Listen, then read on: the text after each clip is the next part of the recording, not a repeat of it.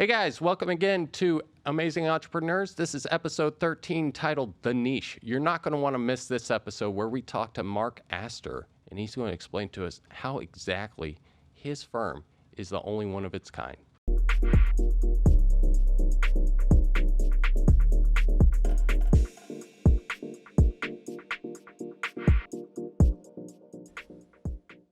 Hello, hello. Welcome back to another episode of Amazing Entrepreneurs. My name is Mike O'Reilly, CEO of Amazing Tech. So happy to be here. We're recording this the day after Thanksgiving, and it's Black Friday. And can you believe this is episode number 13? I don't know, Black episode 13. Fortunately for you guys, I found a friend to come on and speak to us today on missing out on all these specials. So tell us a little bit about yourself. This is Mark Astor, by the way, from Astor Law Firms and also drug and alcohol attorneys. Yeah, so first of all, it's good to be here. And, I was driving through Boca this morning. We might actually be the only ones who have arisen from our post-Thanksgiving food coma. Right. So it is good to be here. So I am the co-founder of a law firm. We're based here in Boca. We also have an office in Boston, Massachusetts, and we help moms and dads save their adult children when they're suffering from substance use, mental health disorders, and failed attempts at recovery. Awesome. So failed attempts at recovery, and I know specifically in the state of Florida, and we'll go into these a little bit more, but it's just in case people aren't aware and why it's a thing.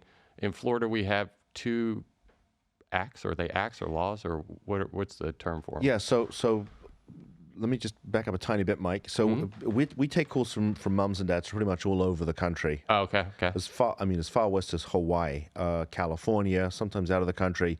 Really? And they come to us because they're adult children, typically ages 18 to 35, have a long history, 5, 10, even longer years of addiction, mental illness. Right. Failed, in and out of treatment, failed attempts at treatment, overdoses, trips to the emergency room, all kinds of stuff. And so there are three ways that we help the parents, because they come to us and we're the last port of call, and they're sick and tired of being sick and tired. So as you correctly pointed out, there are there's three statutes that we use here in Florida, which we use to not only put somebody into treatment but keep them there long enough, because long-term disease typically requires long-term treatment. I mean, I don't have a magic wand or anything like that, but what I have is hope. So we use the legal system here in Florida to put people into treatment. But before we ever get there, sometimes we have to go find somebody. So we get a lot of calls from missing people who are out in the streets. And I've got a retired cop who works for us who's got a team of investigators all over the state, and they're really good at finding people. So they are an important part of what we do. And I also have a couple of phenomenal clinicians that we work with. One's a forensic psychologist, the other one's a licensed clinical social worker, who help us to put together the right clinical program, because really since COVID, the acuity of the cases is just way off the charts, and I'm not a clinician and I don't try to pretend to be one. So they can help us put together the right clinical program. And also, if mom and dad have insurance, which is a key part of getting somebody to treatment, they help to get the insurance approved too. Right. Wow, so that's crazy. There's a lot more to that. Yes. I was not prepared for that answer. So. Sorry. No. It's good. Because I've had a couple lawyers out here, or attorneys, or I just, since I've come into starting my own entrepreneurial experience, like I learned about like tax law and drug and alcohol law, and classic criminal defense and prosecution, and so you said you're not a physician, so you're an attorney. I am an attorney by training, and I guess because I'm on an entrepreneurial podcast, I've become an entrepreneur too. Yeah. Look, like any business, it started from ground zero. I mean, I started the law firm out of the library here in Boca in February of 2016. I was flat broke at the time. I had no money, but I had an idea, and I had a passion, and I had a lot of close family members and close friends who had issues of substance use and addiction, and I knew I wanted to help them. Right. I'll be honest, I didn't know how I was going to do it. I'd read a little bit about the Marchman Act, which we can talk about in detail, which is still an important part of what we do. And I just, I smiled, I dialed and smiled. And I'd been living in California for 3 years. I hadn't practiced in many years. And so it's been a real journey for us over the last 8 years. And now we're a team of 10. And obviously I have these other important pieces that we've bolted on to the practice to really help people. And it's been one hell of a journey, and it still is. Yeah, I mean, to me, an entrepreneur is, a lot of entrepreneurs are accidental, or they're, hey, I was just something, I saw a need and I had a passion for it and I drove towards it, right? And then all of a sudden it's like, hey, it's a business, right? And you fit a niche. Well, so yeah, I mean, we do, but it's interesting, you don't really sort of associate the legal profession with entrepreneurship. And in law school, they don't teach you anything about business, and I didn't know anything about business. And I got very fortunate I ended up working for a guy in Miami who teaches the business side of the practice, and he completely changed the direction of my life in so many ways. Wow. And so I spent a year working for him, Uh-huh. and at the end of that year, I said, okay, it's time. I got to put my big boy pants on and do my own thing. And he said, okay, what do you want to do? And I said, well, I want to help people with substance use, addiction, mental illness. And he said, okay, go and do it. And I really didn't know how I was going to do it. But I think that when it comes to starting any business, you say, okay, that's what I'm going to do. And you just need to start doing it. And typically what happens is you make mistakes. Right. And the universe nudges you in a different direction. And then you have success and you say, okay, that's the direction I should be going in. And that's really what business and entrepreneurship is about. Right. Having a vision, being willing to make mistakes and fail, and then being willing to get back up and keep going and finding success. Right, because otherwise you just work for somebody. It's a hell of a lot easier. It seems like at times. Yeah, it's interesting. Even when I worked for somebody else, I always had this sort of nagging feeling in the back of my mind that maybe I should be doing my own thing. But truth be told, I never really had.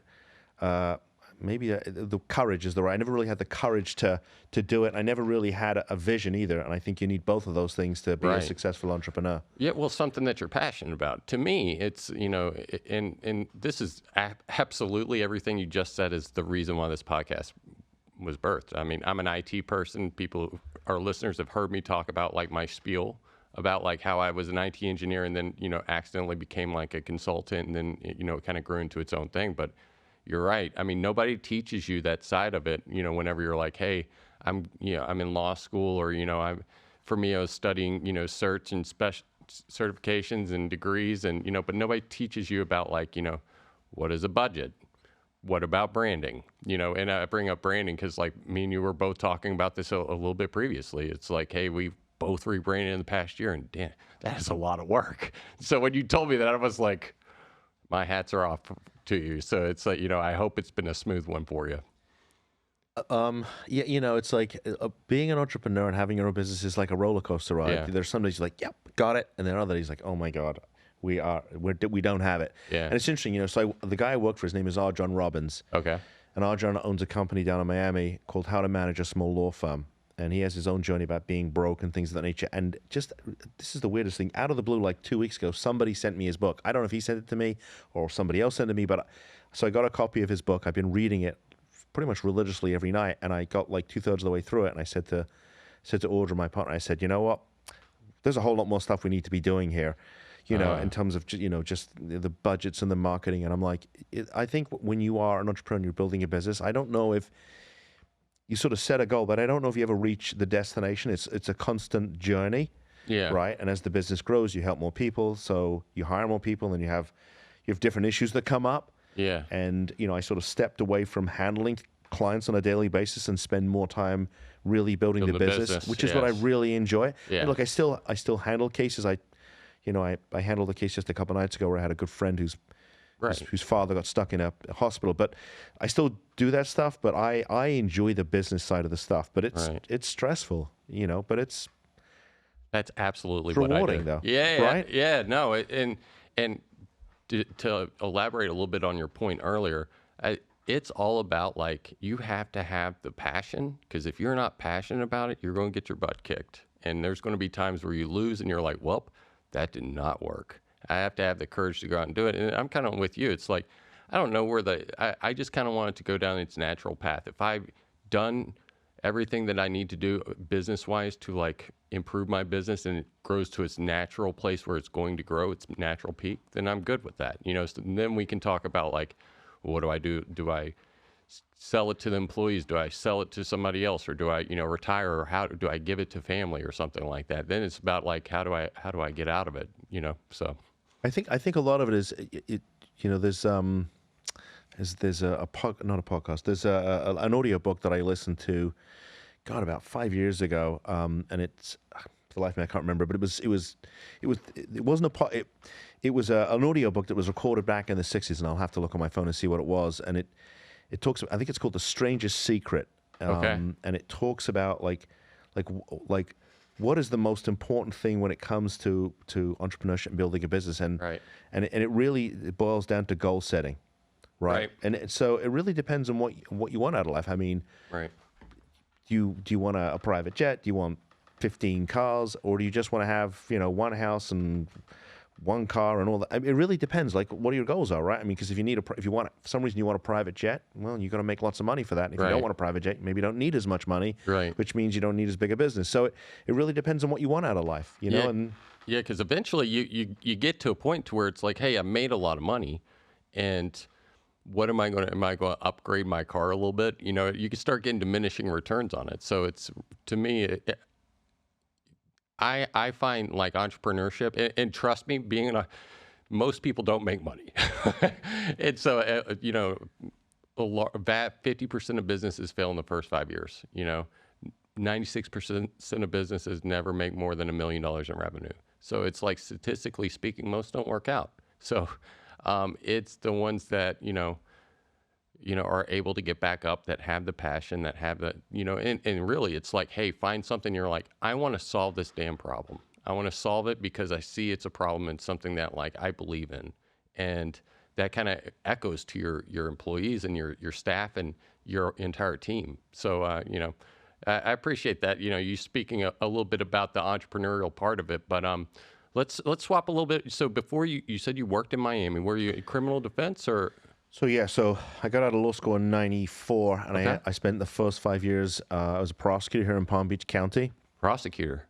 Yeah, so Okay. I was an assistant state attorney here in Palm Beach County, and pretty early on in my career, I noticed it was interesting. I noticed that after about 6 months, I'm like, wow, I keep seeing the same people over and over again. Now this is the mid '90s, so substance use, addiction, mental illness. They were, there was sort of the stigma that was attached to this. And I kept seeing the same people, and what I realized was they weren't getting any help, right? I mean, they just weren't the resources, and here in Florida, the mandate still is to punish first, rehabilitate second. So if your mandate is to punish people and Right. they keep coming back, eventually you just punish them more and more and more. And if they've got a substance use and mental health disorder going on, and you just punish them, you don't get them help. Well, at some point, they end up stuck in Florida's criminal justice system, and that doesn't really help anybody. Right. So No.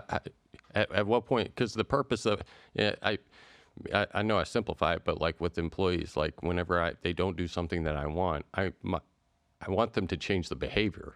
I don't necessarily want to punish them. I want them to do what I ask them to do. And so it's kind of the same thing, Yeah, I mean, and I didn't really realize how much of an impact that would have on me. And really, over the years, I just had so many close friends who had issues, or had family members who had issues, and really, when at the end of that year working in Miami, which has gone about 11 years ago now, when I thought about what I really wanted to do, I think the important thing what I realized was, because I had tried for a long time not to practice law, because after I left the state attorney's office in '99, even though I did defense work and I made a lot more money, I was completely miserable. I had a failed marriage. Yeah. I just couldn't get my life together in any way, shape, or form. It was just Right. a complete catastrophe. Right. And what I realized was the missing piece after working for R. John Robbins for that year was I wasn't helping anybody. And so when I was prosecuting, I didn't make any money. I always felt good because I was always helping people, especially when you're starting to prosecute, first and secondary felonies. You might prosecute a murder case or somebody who's the victim of a violent crime. I mean, you can't unring the bell, but you can certainly get them some justice and some closure. And that's, Right. at least for me, it felt good to do that kind of work. Right. And that's what was missing. And so I had to be doing something where I was helping people. And that's sort of the reward of the work that we do. And that is what motivates me to get out of bed every morning and to build the business. Because if you really don't have a passion for it, it's really hard to get out of bed and to go do it every day, for years and years and years. And I think you'll fail. I mean, me personally, I think eventually you'll hit something that's going to, and I'm like, and you quit, You got to have a passion for what you do. And I think if you say to yourself, well, I'm going to help a lot of people, and the more people you help, the bigger your business gets. I mean, and it's not just helping the clients. I mean, we've helped our staff too. I mean, my office manager, when we hired her, she had a sister who was in treatment. My senior associate, when we hired him, he just lost his house in foreclosure. Now he has a house. He got his credit fixed. He got himself a car. I mean, by helping our clients, we've also helped our staff. And the more clients we help, the more staff we can hire, the more people we can help. Right. And so it trickles down to everything. And so, of course, now we feel good about what we're doing, and that allows me to live my best life. Right. So when you build a business, you're helping so many people other than just yourself, or at least you should be. Yeah. It's funny you say that, because I think the same way too. It's like, I know I know our product, and if people use us and they, listen to, being a consultant, a lot of times, believe it or not, people pay you and then they don't listen to you. And so that's frustrating. They're like, it doesn't work. I was like, well, you didn't do what I told you to do. So. Well, look, we have the same issue with clients too. Yeah. I mean, it's hard to change a pattern of behavior. And when even when a family's been dealing with a loved one for 5 or 10 years, they're so used to living in the craziness of that situation. They don't know anything else. And so getting them to even just sort of look down, sort of look back and say, okay, there was a period of time when our lives weren't like this. That's what we need to get to. Right. But it took a long time to get from normal life to craziness, and it's going to take a little bit of time to get back from craziness to normal life, or at least objectively what we would consider normal. And it does take time. And for we live in a world now where everything is like, click your fingers, it's done, it's good to go. It doesn't work that way when someone's sick. No. Well, I mean, especially addiction, it's a lifelong, it's not something that's, I mean, I guess Passages Malibu may have the answer, but, but for a lot of times, or a lot of theory out there, it's a lifelong thing to where it's terminal in the case that, like, hey, you need to continually do treatment on it, right? And that's one method of approach to it. And then there's another, but I mean, it's the ones that are effective. It's like, hey, I put in work towards that. So, so you quit law for a little bit, and then you went to California. I went to California. I started an online business, which was a complete disaster because I had no idea what I was doing. I also took the California bar twice and failed it twice while I was living there. Okay. I came back because I'd run out of money and my father was very sick. And I took it a third time and I failed it a third time. So my ego was very bruised because I think I studied for the Florida bar for about 3 weeks and passed. And I think in total I'd spent almost a year studying for the California bar and had failed it. And it was so ironic. People kept telling me, maybe you're just not supposed to be in California. And of course, I wasn't willing to listen. And but I got to work for Arjun Robbins. The universe works in really weird ways, and sometimes you just have to be quiet and listen. I met him at a breakfast meeting that a friend of mine that I hadn't spoken to in years told me about. So I had a friend of mine I went to law school with. I hadn't spoken to him in years and years and years, and for whatever reason, I called him. Right. And he told me about this guy, Arjun Robbins, who was doing this breakfast meeting that was far enough from my house that I had to get up at like 4 a.m. to get there. And I went. Well, I didn't initially commit to going. I said, I'm not getting up at 4 a.m. to go see this guy I never heard of speak. But a week went by and I had this nagging feeling, like, go see the guy speak, go see the guy speak. And I went to see him speak, and I was in a room with 20 other lawyers, and he was talking about the business side of the legal profession, and they all looked at him like he was nuts. And I'm like, the light bulb just went off, and I said to him afterwards, can I come and work for you?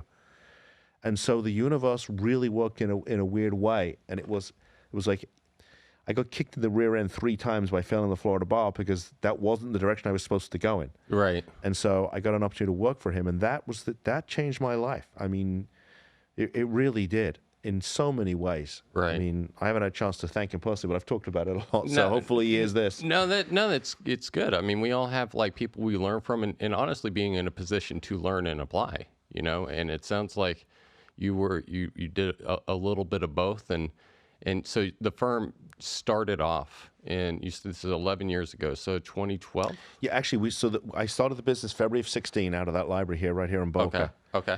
And so so for the first 2 months, I was driving around to treatment centers just handing out my business card. First of all, I hadn't even lived in Florida. Remember, I was living in California for a long time. No one had ever, in the treatment industry, had never, ever heard of me. Yeah. So I was taking cases that I probably wouldn't normally take. My first case was a student athlete who got himself in hot water with a co-ed, and that enabled me to get a very small office and write my first marketing check for $1,250, which I was praying wasn't going to bounce. Right. I'm with you. Been there. And so, and it took 14 months before I got my first sort of addiction kind of case. 14 months of just getting out there, handing out my cards, speaking to people, introducing myself. And out of the blue, somebody called me and said, hey, I've got this case. We've got a set of parents whose daughter's addicted to marijuana. Can you help? And I said, okay, I will. And I actually ended up co-counseling that case with Lewis, who's now my senior associate, because I had no idea. I still had no idea what I was doing. Right. The case went south because I think the parents had embellished their daughter's use of marijuana, but that was the beginning.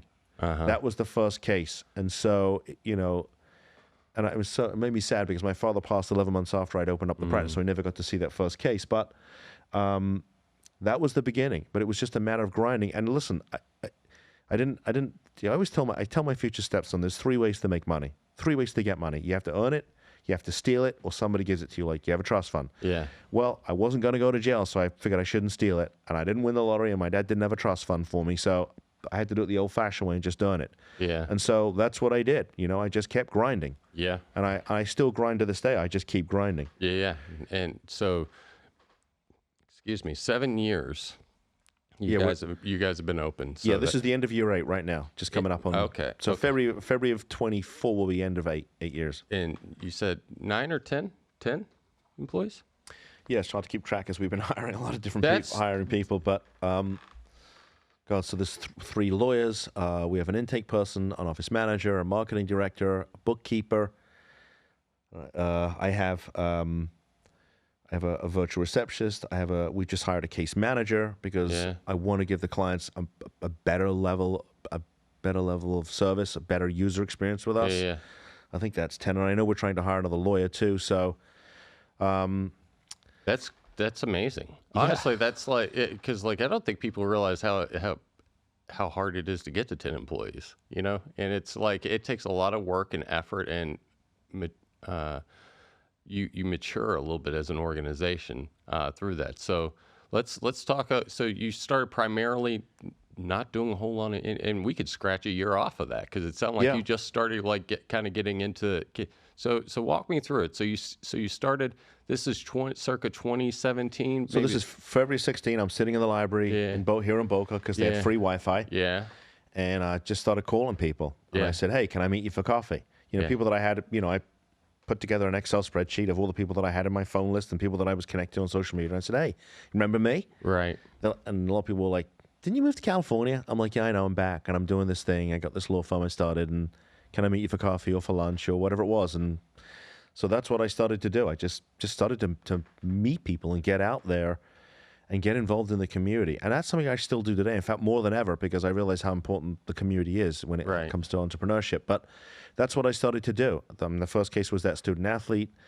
I took on a family law case, and I co-counseled with another lawyer on that. I think I had some criminal work that came in.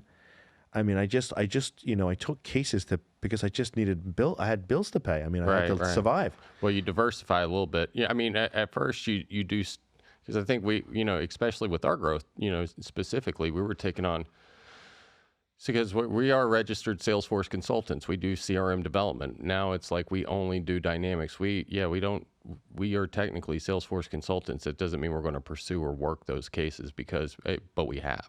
We have especially in the beginning, we were doing, but it's just too hard to stay that diverse. But at the beginning, when you're cash strapped, you take what you can get in order to eat, so. Yeah, I mean, look, you got to make sure that you do the right job. I mean, I'm also guided by the rules of professional responsibility of the Florida bar. And they say if you take a case, you better be competent. And if you're not competent. Yeah, that's the other thing, because otherwise, same thing with us. It's like if I take on something, it's a scope of work, and then I'm bound by that. So I better either deliver it or I'm going to get sued. So. Right. So that's why I was co-counseling with other lawyers, Yeah. who had the experience and, I could co-counsel with to make sure we took care of the client. Right. And so, like I said, that first addiction case didn't come in for 14 months. Right. And then it slowly started to progress. I mean, I've kept a spreadsheet of every single nickel that ever came in through the business, and I'm able to track it.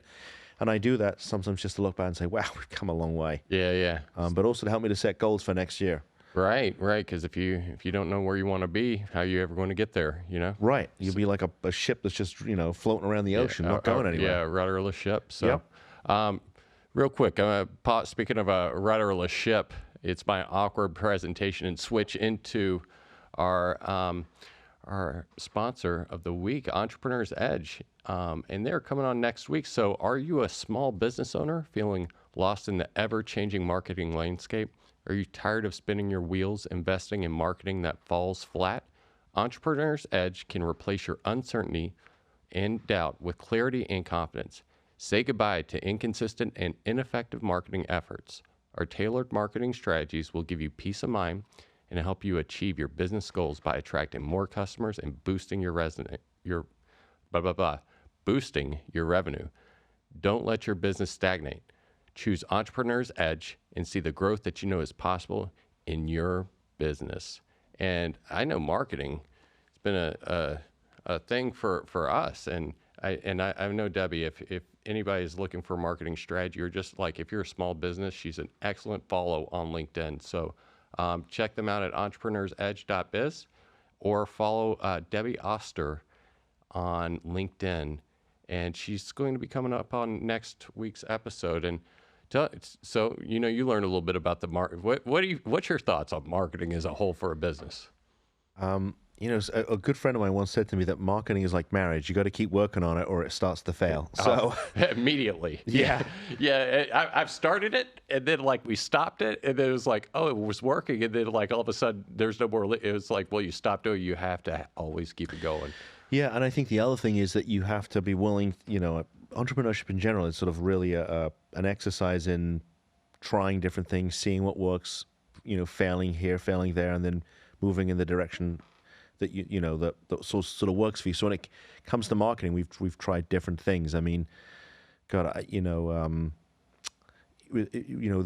I first started the business, I used to spend a lot of time going out in the community. I mean, I really didn't have the funds to do any kind of online marketing anyway. Right. And then COVID came along and we launched a brand new second website that was dealing with a second issue that was coming up during COVID, and that took off like a rocket too.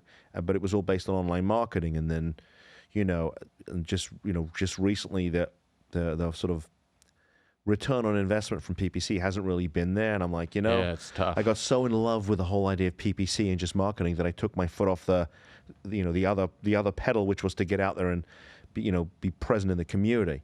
And so I've really, because I now have a team that does the work, I can now spend more time going out, because for a long time I answered the phone, I did the work, I did the marketing, I did everything. Right. And it's exhausting. And I worked, I worked 8 days a week and 25 hours a day. How's that?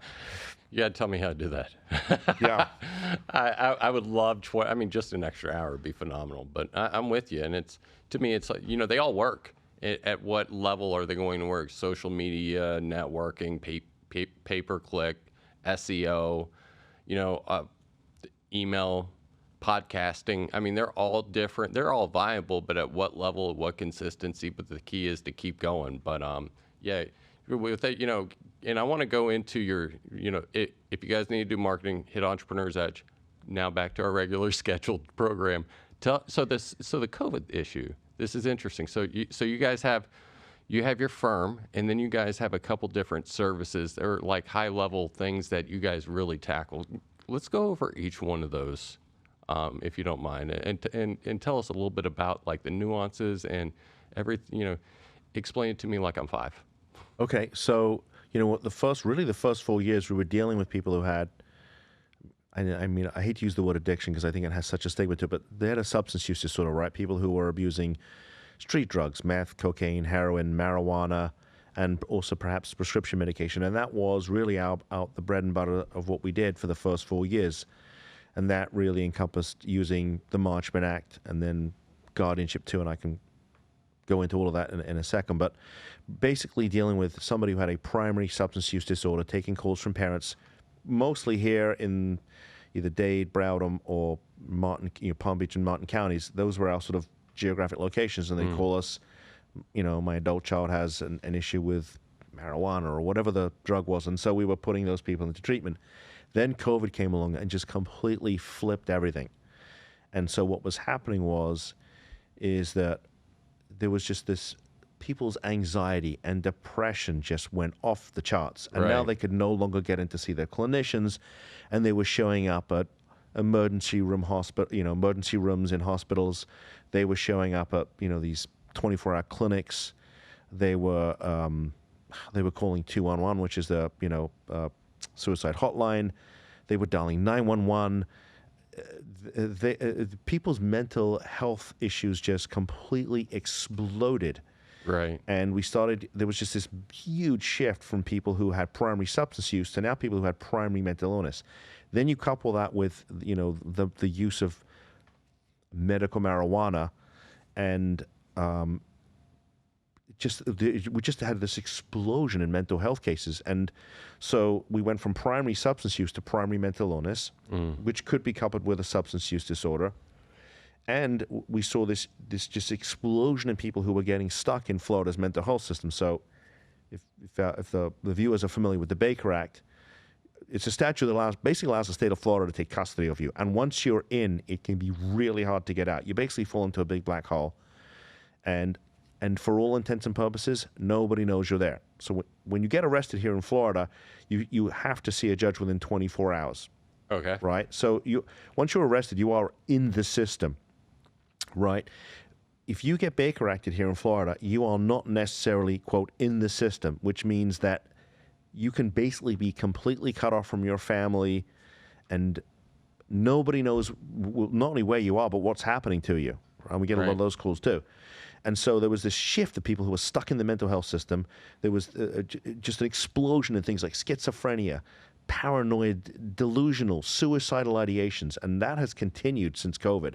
And that meant we had to shift the way we handled those cases. And so, that's when we launched the Baker Act attorney's website, because I just started getting all those calls. Can you get my loved one out of the Baker Act?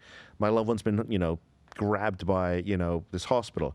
I had, for what it's worth, I had my own family member Baker Acted not long after my father died. So I really empathize with those folks. And so everything just shifted completely, from, recreational use of drugs to mental health. How are people, so they get stuck in there? How do they get out? Is it just based on, if somebody deems them worthy of getting out? And so it's just somebody's opinion? Well, so here's the thing. Professional With the opinion, Baker I'm Act. The Baker Act is very easily abused because there's no automatic right to due process. Right? You don't get to see a judge. You don't get an attorney appointed to you. Nobody even reviews to see if this thing was done legally. And here's the real icing on the cake. If you get illegally Baker Acted, unless you've been physically abused, you can't sue them either. These facilities they're immune from lawsuit, and so it's really easy for facilities to abuse it. And there's just sort of a cluster of them that continually come across our desk. Do they get paid? Oh, yeah. Who gets paid? How do they get paid? Insurance. Oh, So let's say you go to an emergency room. You go to an emergency room, Okay. right? And this is during COVID, and you say, "Listen, the medication my psychiatrist put me on isn't working anymore, and I can't get in to see him or her." And, normally 2 questions would get asked. Number 1, do you have health insurance? And number 2, have you ever thought about harming yourself? And if you answered yes to both those questions, 9 times out of 10, you're getting Baker Acted. And so that's what started to happen. And it still happens. Oh, yeah. I guess that is like one of the whenever they get brought in, they want to make sure that, wow. Is Baker Act, so Baker Act is state of Florida only? Well, yeah, so most states have some form of involuntary commitment. The Baker Act is unique to Florida. I think it was named after a nurse whose last name was Baker, if I remember rightly, in the history of it. But it's very easily abused. Now, when it's done right, it's a really great tool. So it is a statute that basically allows the state of Florida to take custody of you, temporary custody of you, when, as a result of some type of mental illness, you present as an immediate danger to yourself, i.e. you're suicidal. And we've had those calls where, mom found son hanging from the ceiling. And of course, thank God she was able to get him down, and they took him to the hospital, and they Baker Acted him. That's probably a good Baker Act, right? That's what we want it for, that right? sounds like what it's for. Yeah. Right. I mean, we want the state to be able to take custody of somebody very, very quickly where there's an immediate danger, right? We don't have time to run to court and have a hearing. Someone's going to be dead by then. So we allow the state under certain circumstances to take custody of you on a temporary basis. But unfortunately, it's very easy for these facilities who are private facilities licensed by the state to enforce the Baker Act. It's easy for them to circumvent the due process requirements of the statute. In other words, your right to go and have your case reviewed by a judge, right, and counsel. Well, how long? So, I guess, how do we get out of it? All right, you say I'm Baker Acted, and I have decent insurance. It sounds like you know where I'm coming at, and I'm immune from being sued. It sounds like if I was unscrupulous, I could keep you. Yes, and if you were unscrupulous, you probably would. So the key to that is that we have to initiate that court proceeding. I gotta drag that facility into court, and have the case reviewed by a judge. So remember I told you the first 4 years we were putting people into treatment, and we still do that. But what that did was, coupled with the fact I'd spent 38 years now working in the criminal justice system, sort of gave us a unique perspective of how this entire system works, because the criminal and civil are all connected. Right. Baker Act and Marchman Act and guardianship, they're all forms of involuntary commitment. So when you have an expertise in how all of these things work, then you know how to get somebody out of a Baker Act, right? And you also know if that person if it is a good Baker Act, like what you need to do for that person, because for that individual who would try to commit suicide, first of all, I don't think a judge is just going to let him out, right? And second of all, obviously there's an issue going on here. Right. So we need to get him help. Let's get him some help. Yeah. Right. And so obviously, if you have this unique perspective on how to help people over here, and you've got somebody who's been Baker Acted over here, then you know how to help them, and you also know how to get them from here, which is what the state has them, over here where they or the family can start to make decisions for them and get them the help they need.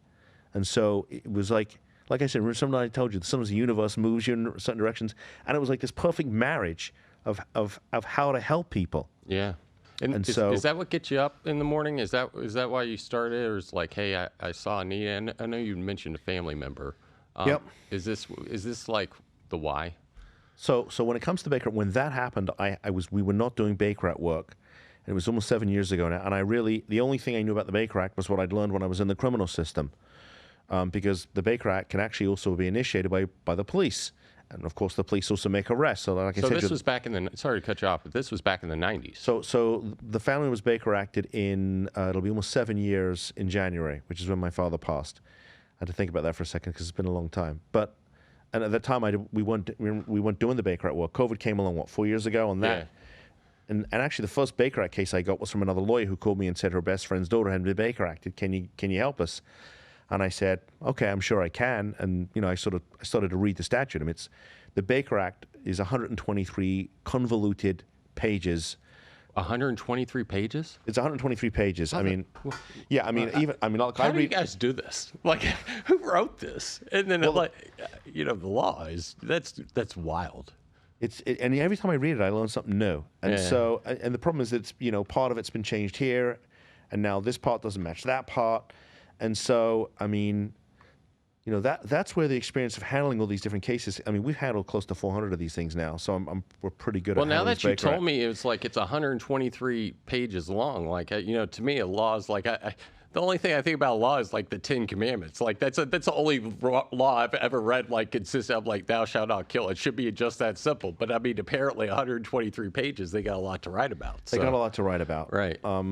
And so we probably only live in about 10 or 15 of those pages. Yeah, sure, fair. Okay. is where I'm operating. Yeah, that's where we're usually arguing that point right there. It'd be because this is the piece that the whole thing as a whole is it has a rhyme and a reason, but this is the piece that gets abused.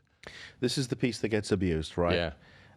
And look, we see people who have, I've seen people with traumatic brain injuries that got Baker Acted. The Baker Act specifically excludes traumatic brain injuries. I've seen people who had a substance use disorder get Baker Acted. Well, statute specifically excludes substance use disorders. But if you don't know that, and you get sucked into the Baker Act, into a Baker Act facility, you know, you can get stuck there for a very, very long time. And so, you know, it's sort of understanding how the, you know, having that 10,000-foot overview of how all of this stuff works together. I mean, you know, this is the crazy stuff. We've had cases where people were Marchman acted, and we can break down how that all works. In other words, I put somebody to treatment, right?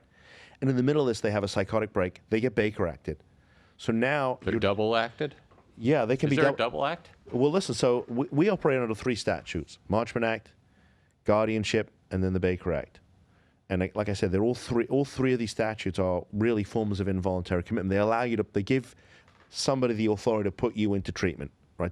To put you into treatment against your will, because you cannot make that decision for yourself. Because if you could have done, you would have done, right? That's part of the nature of the disease of substance use and mental illness, right? I mean, when you're dealing with that, you don't think there's anything wrong with you. Right. You think everybody else is nuts. Right. And so, yeah, we've had cases where we had somebody under guardianship. We'd also put them in treatment with the Marchman Act. And in the middle of this, they had a break and ended up getting sucked into Florida's mental health system and got Baker acted.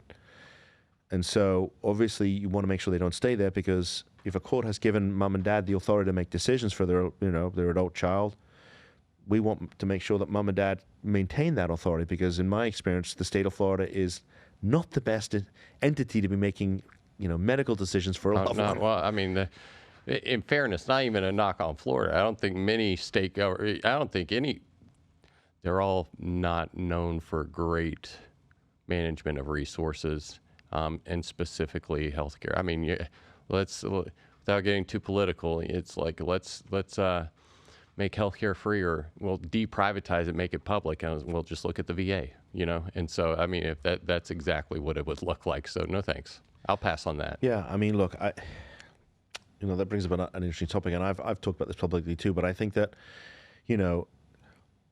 I think that treatment for substance use and mental illness, we need to make treatment available to everybody. And like I said, like you said, let's not get too political, but the fact is that we've got to make sure that everybody has access to resources, because not everybody has health insurance and all that stuff. And, like any disease, it gets worse and worse with time. So we've got to make resources available to everyone. And we get calls also from people who got stuck in the VA. Right. I mean, like you said, we simply don't take care of our veterans. And Lewis, who's my senior associate, is a veteran. So, and my soon-to-be father-in-law, he's a veteran too. So I know firsthand what they do and don't do. Yeah, that's one of the big benefits, and and we should.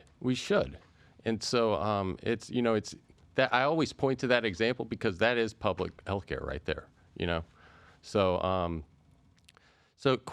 so I know we don't want to get political, but I've been wanting to ask this question. So you don't like the word addiction, or because is it a negative connotation versus substance abuse disorder, or is it something that you're comfortable talking about? I mean, I think I think that at least when I first started, there was sort of this quote stigma attached to it, right? I think what I realized, and I think what a lot of people realize, is that this is that substance use and mental illness, they're diseases, the diseases of the mind, and if you treat it like a disease, then you can start to help people. I mean, it's like cancer. When you have cancer, you don't cure cancer, you go into remission. Right. Someone has substance use or mental illness, you don't cure them. They go into recovery.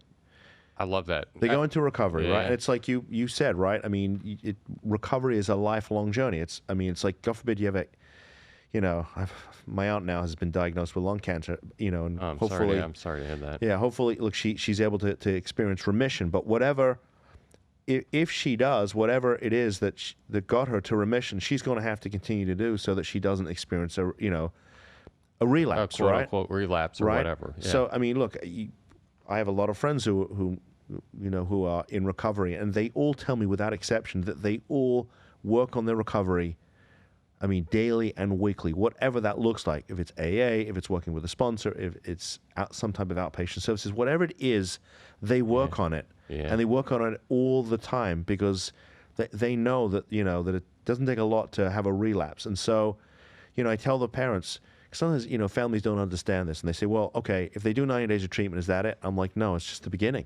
Yeah. It's the beginning. Well, and it brings up a good point, and I agree with everything you said. It's it's something that, hey, if I have something, I need to work on it, and I'm sure if if there's a listener out there that does not know somebody who struggles with one of these things, consider yourself blessed, or you probably do, you just don't realize it. Yep. And but you admit, question, South Florida, I think, is a unique place for a firm like yours, right?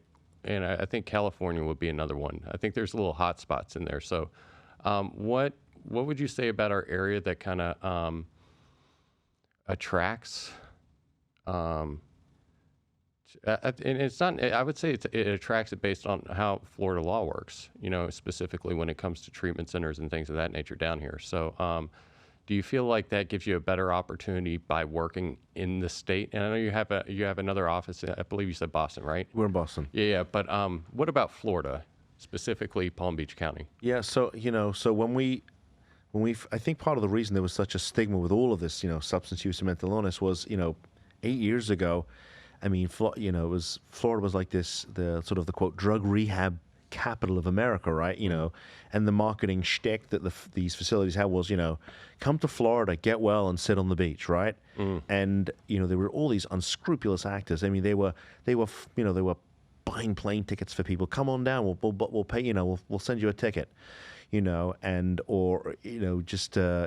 all of this unscrupulous marketing. And then, we had all these bad actors. I mean, we had people who were prostituting, women, or they were feeding, people drugs so they could continue to build insurance. We had people who were doing these urine analysis tests and billing ridiculous amounts of money and doing way too many tests. Yeah. And it was, and then we had these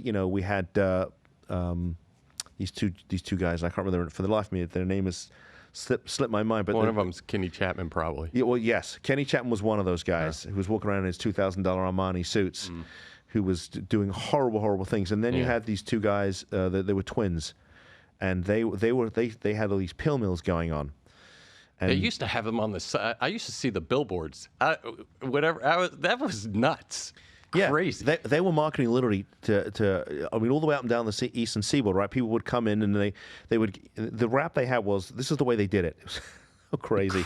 They'd have a little storefront, right? Right. And you'd go in there and you'd say, man, I got really bad back pain. And they say, okay, listen, go around the corner. Our doctor over there is going to take an X-ray. And they'd have like this 18-wheeler sitting back there, and they'd have a doctor in there with an X-ray machine, and he'd do a quick X-ray and say, "Oh, I looked. You have scoliosis of your spine. Let me prescribe you this medication." And there'd be a line around the corner of people coming in from all over the place just to get these pain meds, and then all of a sudden, like, we started to get like this explosion of people who were showing up dead in local hotels that had overdosed on these pain prescriptions. Well, listen, these two guys, I mean, they weren't even shy about it. One drove a Lamborghini, the other one drove a monster truck. At some point, when you're driving a Lambo or a monster truck, law enforcement starts to pay attention. Well, the feds got a hold of these guys and prosecuted them, threw them in prison for as long as they could. A good friend of mine actually was the federal prosecutor who nailed these two guys, and I saw him do a presentation. They found something like $8 million in cash in the mother's house. They had cash stashed everywhere. I mean, the refrigerator, the oven, the microwave, out in the garden, buried. I mean, they had so much cash they couldn't find any other places to bury it. Yeah, it's like the Bad Boys 2, where it's I don't know. I remember. In any case, so that was Florida's rap, right? I mean, all these unscrupulous, just people taking advantage of people who really needed help. And then, Dave Ehrenberg, who is our state attorney here in Palm Beach County, got a federal grant to launch the Sober Homes Task Force. And it was a collection of different people who had expertises within the substance use mental health arena. And I actually got a chance to go speak to them a number of times. Al Johnson, who's Dave's chief assistant, was a former colleague of mine, and he ran it and did a bang-up job. Yeah. And what happened was they started to arrest all these people. They passed legislation, and they were putting people out. They were arresting people left and right, and also they started to regulate these recovery residences. So you have Florida Association of Recovery Residences, and that's sort of an optional certification if you want to run a sober home and you want to be able to take referrals from treatment centers. And again, that was a big change too. Because obviously, anybody, I could just open up my house and say, I heard all sorts of crazy things. Right. Like people would relapse, and where they'd be like, I'll give you a MacBook, and I'll get you high and come back in and we'll run your insurance again and charge $500 per drug test, and I saw. I mean, people I saw and grow up, and all of a sudden they're millionaires, and you're like, how's that happen? People owning a city block of halfway houses. How does that happen? And they were getting kickbacks from the treatment centers. Well, Just I know. horrible things. Well, it's body brokering. So they find somebody and they'd say like, all right, I've got a hot one, right? Who's willing to pay the most? And they would be. It's not. They called it body brokering, at least on the street, so to speak. I don't think when I opened up my office, I don't think I realized quite how seedy the whole industry was down here. Well, they're hustlers. I mean, they're hustlers by nature because it's like, hey, they struggled to get by because most of them are, in recovery specifically. So they just kind of, and then whenever they got it, they were like, oh my gosh, I can rip the insurance company off. Well, because nobody was watching. That was part of the problem. Well, yeah. You know? And I'm all about screwing insurance companies, but, that was a little too much. Well, my auto insurance just went up through the roof. Right, So. right. You're right. That, it's insurance companies, it's a suspicious company when their whole marketing pitch is, hey, trust us. You're in good hands. It's, okay, I got you. But, even now we see some things that we don't like. I mean, I would tell you, I could count on one hand the treatment centers that we will either refer to or accept a referral from. I mean, we're so careful about who we speak Work to. with. I mean, That's good. That's awesome. I still, I get calls all the time from quote marketers. Yeah. People that are. Oh, I know. Yeah, outreach. They're outreach. They represent the treatment center. And if I get a call from somebody and 3 months and they tell me, oh, this is the best treatment center, you got to come and see it. And sometimes I'll go and see something if it's see what it's about. But if they call me 3 months later and tell me that they're now working in another facility and it's the best treatment center they've ever worked at, I'm like, all right, listen. I think we're done here. This I'm not selling used cars here. I'm trying to help people save their kids. And I take that responsibility really seriously. And if you're going if you're marketing for one treatment center and 3 months later it's somewhere else, I think we're done. I don't need to hear it. Yeah. Sorry. Well, I'm sure there's. Is there a lot of? Are you a kind of unique firm? Would you say? Is there a lot of competition, or is there a lot of drug and alcohol attorneys firms out there? I would, from what I know, we are the only law firm anywhere in the country that does this What and a nothing niche. but this. Yeah. Now, are there other lawyers who do certain aspects? Like there are other lawyers who do Marchman at work, right? And that's not to poo-poo them because some of them are friends and good lawyers, but they do other stuff. Yeah. Okay. And they don't have the resources we have. I mean, they don't have a retired cop and stuff who goes finds people. They don't have clinicians that work for them that put together the right clinical program. And so, I mean, it's like anything, I mean, this is our area of expertise. This is what we specialize in, and I don't do anything else. So that's crazy because I mean, honestly, you are the expert, and so that's or you in your firm, right? There's nobody else that does it more and as often and is kind of that entrenched in it, and that's what a niche, and not just a niche, but like I mean, to me, great place to be. You're helping people. You're working with people who can't get out or want to get in, want to get help in some way, shape, or form, and you're really serving a purpose there. So, do you have any like one that pops to your mind where it's like if you could put them on the website, I've got a couple of stories. It's interesting. I'll share one story with you. So we had a call from a family, and it's interesting. I've represented a lot of lawyers. I've actually put some lawyers into treatment too. Okay. Because the legal profession is prone to these issues. Yeah. Well, especially defense. I mean, I'd probably be docent too if I had to defend some of these people. We had this one family. The father was a lawyer. They had a daughter, early 30s, very attractive girl, very brilliant in her own right, and she had a terrible issue with alcohol. I mean, if you put hand sanitizer on the table and had any alcohol, if you turned away for a second, she'd drink it. So the family came to us. They said, we want to put her into treatment, and they were afraid she'd be a flight risk. So we picked a treatment center that was literally, it was in West Palm Beach County. It was literally in the middle of nowhere. I mean, there was this treatment center, and then it was just surrounded by sugarcane fields. There was literally nowhere to go. And so we had the hearing. She agreed to go to treatment, and so that the hearing was done in front of a general magistrate. And he said to her, is there anything else, is there anything you need to say to me before I make this an order of the court? And she said, well, I have one thing. I'd like to have access to my phone and my laptop for the first 24 hours because I'm in school, and I'd like to be able just to finish out, wrap up those things, and then I'm done. And the magistrate said to me, well, Mr. Astor, what do you think about that? I said, no, I'm not agreeing to that. Right. He said, well, I'm going to let her have her phone and her computer anyway. So what do you think she did when she got in there? As soon as she was in the facility, she called an Uber. The Uber came out, picked her up, took her to West Palm Beach Airport, and she jumped on a plane and went to Mexico. So now she's in Mexico. What? And she's like, okay, what do I do from here? So I called John. So John is my investigator, and he leads a team of guys that are just phenomenal. He's a retired DEA guy. He is really terrific. I said, John, you better get down there and get her back, because otherwise we might have somebody dead on our hands. Right. He flew down there and found her and brought her back, and we got her into treatment. So that was one crazy story. Wow. So You really are. I mean, he found her in the middle of Mexico. I mean, we had a general idea where she was, but he's really good at finding people. Oh yeah, but I mean, still, you know, you can got her tell back. me. I mean, you tell me, hey, she's at this bar in Mexico. Yeah, I still got to get down there, and then like I gotta hope and pray that she's there. Ask people. I mean, that's awesome. So we got her back. One other crazy story. So we got a call from a mom who was in Hawaii.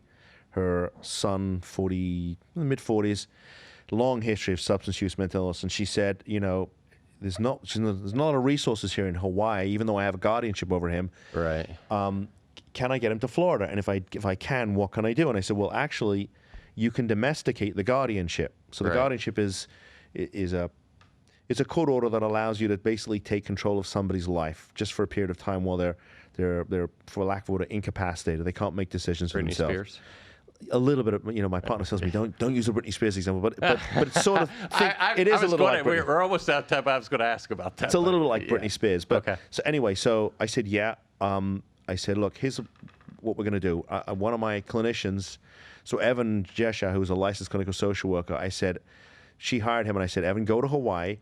I want you to meet with the family and bring him back to Florida. We'll domesticate the guardianship. We'll get him into treatment here. So now, if you've ever been to Hawaii, you typically have to fly through somewhere on the West Coast. So he went from Hawaii to Los Angeles. Well, they got to L.A., and the kid had a complete psychotic break in the airport, had a complete meltdown, and the state of California initiated their version of the Baker Act, and he ended up in a hospital for 3 weeks until we could get him stabilized. And then we finally got him here to Florida. We got him into treatment, and we got our guardianship domesticated. But Audra, my partner, always says to me, we only get the crazy cases. We know the easy cases go to the other lawyers. They don't want to touch the stuff that we touch. Well, I don't we get the more difficult cases, all right? And when you're dealing with mental illness, and I tell the families this, the one thing that's predictable about these kinds of cases is that they're completely unpredictable. I can't tell you from 1 hour or 1 day or 1 week how your loved one's going to do. I mean, it can be, like I said, you could have somebody in treatment, they get Baker Acted. I can't predict that. Yeah. I know what I'm going to do with it if that happens. But people with these issues, I mean, they have good days and bad days. And so that's why I tell families, look, it takes time. I don't have a magic wand. I have hope.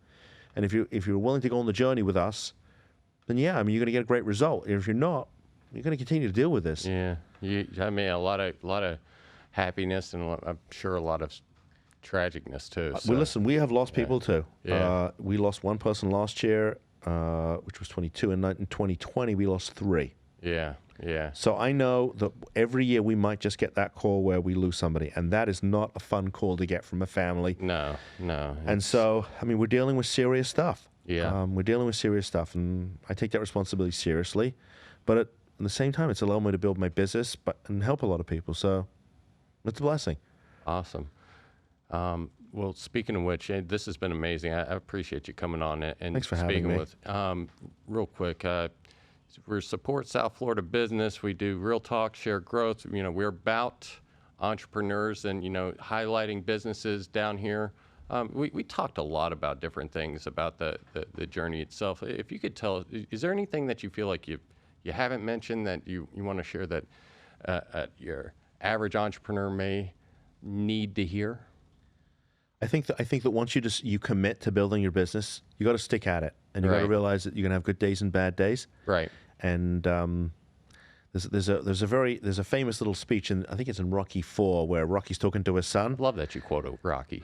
Amazing. What does he say? Life is not about how hard you can hit; it's about how hard you can get hit and continue to move forward. Right. And you're going to get hit, and you're going to get put in your butt. Yeah. It's about getting up Yeah. and moving forward. Yeah. And if you keep doing that, then you will eventually have success. Yeah. And that's the key. Keep moving forward. That's the key. Well, Thank you so much, everybody.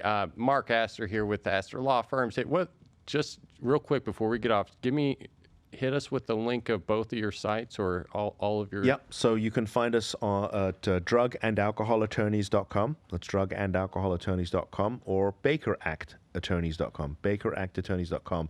And if you can't find us there, just Google my name, Mark G. Astor, and you'll find me. We're also going to have this all in the show notes. And Mark came out here on a beautiful, beautiful Black Friday, episode 13. It is a very good episode, though. Guys, thank you so much for your continued support. We are enjoying this. I know I'm enjoying the ride. If you haven't checked out, you can find all of Mark's information, the links below. Also, join our groups. We have groups that are invested in helping support South Florida businesses. So we really want to bring resources, and eventually we're going to build a community, have nice, because it's tough. It's tough out there finding like good local resources, and ultimately a place where we can all work together and, help each other grow. But join our groups, like, subscribe, share. If you guys enjoyed the podcast, go and give Mark a rating as well on one of his websites, a Google review. Those are excellent as well. Hey, as long as it's 5-star. I don't want to be 3 or 4 stars. I work too hard. 5 stars are better. But again, thank you so much for another episode. I hope you guys have an amazing week, and we will see you again shortly. Peace. Peace.